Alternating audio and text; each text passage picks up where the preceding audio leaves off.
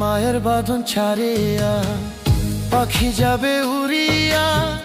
পরে থাকবে সুন্দর এই ভুবন রে মন আমার, পরে থাকবে সুন্দর এই ভুবন রে মন আমার, পরে থাকবে সুন্দর এই ভুবন। মায়ের বাঁধন ছাড়িয়া পাখি যাবে উড়িয়া, পরে থাকবে সুন্দর এই ভুবন রে মন আমার, পরে থাকবে সুন্দর এই ভুবন।